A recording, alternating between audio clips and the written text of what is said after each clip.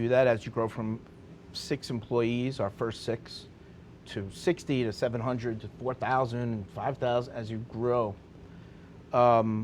you realize that the gift that you, and as you get a little wiser and older, you realize that the gift that you've given so much energy out is so powered and fueled by the gift that you're receiving, that you realize that, wow, it's really an ecosystem. It's an energy. And what I always talk about at our factory is, to my guys, to people who visit us on Cigar Safari, to people who come to Nicaragua on a tour, anybody, is when you're on our block, our barrio, where you live in what's called Esteli, which is the second biggest city in the country. And then in Esteli, we have the central, which is where we started with 1 factory of 3 to 5 to 11 different factories throughout the center of this small, think of a upstate New York, like college town neighborhood, right? And you're up in a mountain, up in, of course, deep in Nicaragua in the mountains, right? And, you know, our neighborhood inside of Esteli is outside now of Esteli Central. It's in a neighborhood in a barrio called Rosario. Inside Rosario is a smaller neighborhood called Oscar Gomez, with a Z. When Drew landed and the city built for us a bridge to take us from the center of the city, all the workers, to Rosario, where half of our workers were, they built this bridge, and after that, Drew Estate landed, they named our town has our name. It's called Oscar Gomez Dos. So Oscar Gomez Dos is part of Oscar Gomez, part of Rosario, part of Esteli, part of La Gran Fábrica de Nicaragua. That for us is our neighborhood. And when we landed on that mountain, and a cliff overlooking beautiful tobacco fields and a stream, giant stream that you know runs through it, and the majestic factory that sits like no factory that's ever been built in history. In history, it would imagine, and we represent Oscar Gomez. Oscar Gomez, so when people come to Nicaragua for a Nicaraguan Cigar Festival, Cuban Cigar Festival, United Nations, we've done it all. I've guest spoke for massive groups of United Nations, or the other big, it's going to come to me in a second, one of these giant groups, enormous. And I was one of the guest speakers, and the host of Telemundo was the host and shit. I was like fascinated. I do produce, I make tobacco, I roll twigs together and shit. This is like a moment. And I'm standing there, and there was 19 countries, all of Latin America, all of the Latin American countries, Central America, all of South America, everybody. And talking about Zona Francas, where like they make shirts or clothing and any type of textile, Zona Franca production. There's free zones in the country to be able to produce your craft or trade or big brands, you name it, right? Supreme, whoever. Yeah. Well, the pride of Esteli, the pride of our town, of what we do in making cigars, even beyond Drew Estate, is like Drew Estate is a messenger. We are the messenger of Esteli, of Nicaragua, what we've done for the country. It didn't hit us until all of a sudden the trade department of Nicaragua came to us and said, hey, we do tourism around the world, promoting Nicaragua for companies to come and invest in Nicaragua. We want you to be in our video that will be running in every trade show. And they made that on 2 different companies, Drew Estate and a shrimping company or something, a fish company. Right. And it's just those kind of movements that happen that connect this brand and this moment of our life to those moments of these 18 countries come together, or what Central America not just produces but contributes to world goods, to world consumption of, you know, handmade products or products that are of agricultural nature. And being able to bring that to people's houses and have them put that cigar in their mouth, have it, is very personal.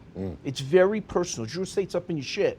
We're very personal with people in their lives.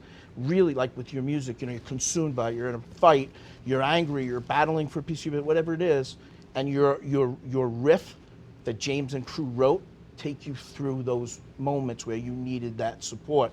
Cigars is like that too. They lift you up when you've said, last thing I'll say is, when you spoke about meditation. Steve Harvey wrote a piece called Cigars for Meditation. And at the very last sentence of it, he goes, my favorite cigar is acid cigars. I freaked out. I was like, yo, that's so fucking cool. My homeboy Stacey Wade brought me to meet him. We all got together and we prayed together. It was cool. It was a really great experience. Like this. So yeah, it is about that brotherhood. And we need to switch cards real quick. So okay. Probably missed the last 5 minutes of my shit. No, I derailed it to the workers, but anyway, shade to black. We do like it. How did you guys, when you first heard that name? Oh, I thought it was great. Fuck I thought yeah. it was awesome. Was that just the rightest thing? Absolutely, yeah. You know who came up with that? Not me. Hang on a second. Sorry. Sorry, it's not a blackened lighter. Scene 201, take 2. Ah, my nose.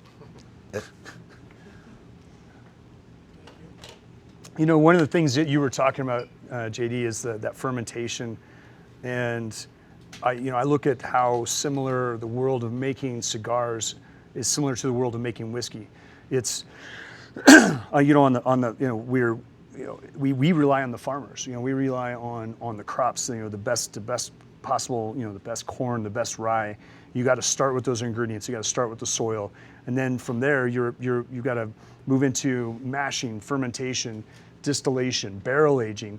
There's so many aspects that go through all this, and I remember how impressed I was when I got to visit Esteli and see these giant piles of fermenting leaves, and immediately I'm like, this is the barrel house, in a way. Like fermentation is different with, we'll do closed fermentation or wild yeast fermentation, open fermentation, and that might take 5 to 8 days, maybe 12 days at the most, before you get a full fermentation cycle, which is a lot different. You might do 2 years, 3 years, 4 years on a fermentation in a bed of tobacco.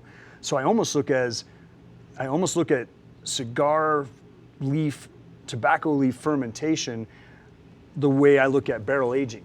There's a similar thing going on you've got to, to get a good whiskey, it's got to be 4 years, 6 years, 10 years aged in the barrel. So I kind of look at those similarities of, it always starts with the farmers. It starts with the people who are growing those crops. It comes back to this large scale production of ingredients that you got to break it all the way down to the final result. For you, it's the cigar. For us creating this thing, for a whiskey, you're taking all this huge field of crops, breaking it all down into grain, then you're fermenting all the way down into a bottle of whiskey. It's a huge and beautiful process, and there's so many details to it. You could say this only takes 4 steps. To make a great whiskey, you need grain, yeast, water, and time in the barrel. I can narrow it down to 4 things, but the complexities within all those 4 things are where the magic happens. That's where all those little layers are in there. It takes so many people to do that. So many people, like you were talking about, the stage crew and how, what at the end of the day, people are looking at you, but it takes that whole entire talented group of people to build that stage, to be able to put this on, to put it all together, to be able to take it to the next city and to be able to bring that kind of thing to them. And I can relate on that level. I was a stagehand for years. I was a rigger for years. I've been that guy, in at 3 o'clock in the morning, just covered in whatever, you're covered in, and having that passion for it and knowing that you're a part of something big. And that's the way I feel about what we're doing here. Yeah, the stick. Yeah, you don't realize how many years is in this stick, right, or in that glass, or in that stage set. How many hands have touched it? Not even just figuratively. Before it got to this part where we get to enjoy it. And the passion is really infectious, And when you're so passionate about something, it spreads to the crew, and they get it. Yeah. They absolutely get it. Yeah. They know that you're 100% into this, and they're freaking proud. They are so proud to be a part of that crew, and whatever it is, the song, the show, the cigar, the bottle of whiskey, they take pride in that, and they're in that thing.